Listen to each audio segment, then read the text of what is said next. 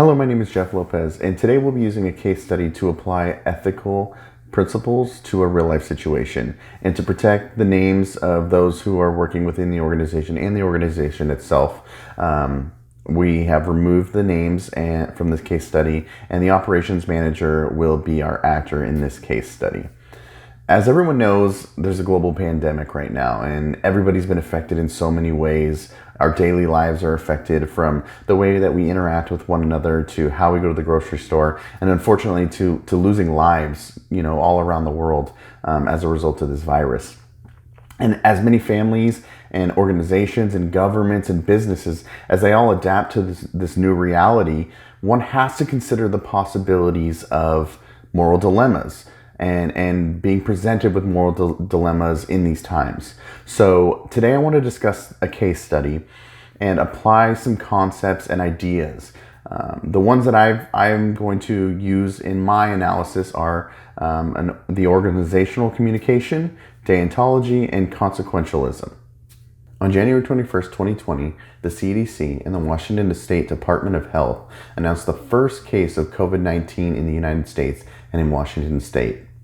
As the disease began to spread around the world, governments, businesses, and people in the United States worked to learn as much about the virus as possible and how to adapt their lives as necessary. In this particular case study, a shipping company has been deemed essential by the federal government and therefore been allowed to continue the operations as normal to provide the movement of goods throughout the country. The ethical dilemma is, despite growing information on COVID-19, the CDC providing guidelines and having a standing crisis communication plan available to guide best practices, and the corporate messaging reflecting the severity and vulnerability of the situation, the regional manager, who is the actor in this case study, communicates a very different and unclear message. On March 12, 2020, a delivery driver reported having symptoms of COVID-19. After being advised to stay home by his doctor for more than 2 weeks, the driver communicated with human resources and the management at the terminal. Naturally, throughout the local branch, people began to start talking to one another and asking questions. From concern for their health, their jobs, and spreading the virus, employees began looking to management for answers.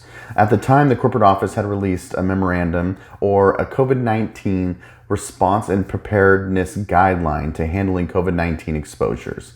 Let's take a look at some of the highlights from that. Contact health departments immediately and adhere to their established response and communication protocols. Remove temporarily impacted equipment from service or workspaces from use, or thorough cleaning and disinfecting per health authority guidance. Communicate with anyone who has had close, direct contact for prolonged periods per CDC guidelines to mitigate further exposure to COVID-19 among employees. And as for addressing stakeholders, the memorandum only mentions customers' questions and needs, not employees or other stakeholders. After tensions began to build within that local terminal, more employees started expressing their concerns daily until our actor, the branch manager, held a meeting in which he told the employees that no one here has COVID-19 and everyone needs to stop talking about it. We do not want our customers to use other delivery services. So now that we know the ethical dilemma, let's have a look at some ethics theory to examine the scenario. Deontology is a normative ethical theory that generally focuses on the process people use to make ethical decisions, with the general assumption that an ethical process will, by definition, lead to ethical results. In other words, while not looking at individuals specifically, the deontological theory looks at right and wrong as concepts. There are two schools of thought on this: consequentialism, which divides right from wrong entirely based on the consequences of an action. In other words, the end justifies the means. And deontology, the consequences do not matter because moral judgment is found in the act alone. Immanuel Kant, a German philosopher who was a deontologist, developed a moral law known as the categorical imperative. This moral law that Kant presents defines absolute objective right and wrong through applying these three maxims. So for the first one, universality, or to only act in a way that would be accepted if everyone acted that way all the time. Number two is every person must be treated as an end rather than a means to an end. No one may be manipulated to achieve the goals of another, and this is a contrast to consequentialism. And the third and final one is always behave as though you are the absolute moral authority of everyone and everything. So by applying these three laws, Kant suggests that an individual will be able to determine whether an action is ethical or not. Another concept I would like to consider is organizational communication. Whether it's communicating with clients, consumers, other organizations, government agencies, the public at large, an ethical standard for communication in organizations can be reflective of a culture in that organization, an awareness to responsibility and understanding, but also an expectation that comes from the stakeholders. Throughout crisis communication, 6 common principles are encouraged throughout organizational communication. Let's take a look at those. Now, this graphic here is provided by the CDC in their manual for crisis communication. But these are general rules that you'll find in communication plans to best approach crises. And the first one is be first. Crises are time sensitive. Communicating information quickly is crucial. So that's always important. And be right. Accuracy establishes credibility. That's the second point. Number 3, credible. Be credible. Honesty and truthfulness should not be compromised during crises.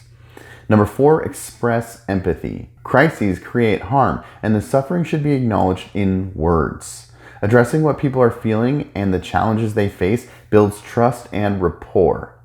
Number 5, promote action. Giving people meaningful things to do calms anxiety. It helps restore order and promotes a sense of control. And that could be across the board for all stakeholders. Number 6, show respect. Respectful communication is particularly important when people feel vulnerable. Respectful communication promotes cooperation and rapport. Again, all of these apply across the board to all stakeholders, but in this case, I'm talking specifically within an organization. And another principle that will encourage trust is uniformity in messaging. In this case study, as exemplified from the organization's memo, at the corporate level, there's a clear standard or desire to operate as instructed by health officials and specialists. Using the CDC as a guideline is mentioned multiple times throughout that memo. However, on the operational level, messaging was mostly concerning a loss in profits or customers. While there's not a set code of ethics or standards, the CDC and health departments were used to guide best practices. And let's take a look at some of those consequences of not having a cohesive message throughout the organization. So in the CDC Crisis Emergency Response Communication Plan, there's a chapter on the psychology of a crisis, which outlines some of the first consequences of misinformation as displayed in this case study. The consequences amongst employees and their stakeholders may be uncertainty, fear and anxiety, hopelessness and helplessness, denial, and even panic. With a situation like a global pandemic, there are many other consequences, and in this case, severe health risks and consequences. And that may be a result to lack of communication or the spread of misinformation. Fortunately, as of April 19th, 2020, no other employees have contracted the COVID-19 virus, and the company has continued to operate with social distancing standards and extensive cleaning of spaces and equipment in their operations. With that said, here are some prompts to start our conversation this week on this particular case study. The first one being, if consequentialism divides right from wrong entirely based on the consequences of an action, do you think there's an ethical consideration to be made in this scenario, and why? Number 2, if moral judgment is found in the act alone, how would a deontologist analyze the actor's decisions? Number 3, is there any way management could argue that the end justifies the means in this case study? Why or why not? Number 4, Why do you think there could be an organizational divide between the messaging from corporate and the messaging from management in operations? Number 5, while there was no official code of ethics on handling this issue, corporate was operating at a standard that reflected health officials. Do you think there's a difference between an ethics code and using guidelines for best practices? How might an implemented code of ethics change the actor's communication? And finally, the last question, what are some other ethical philosophies that could be applied to this dilemma?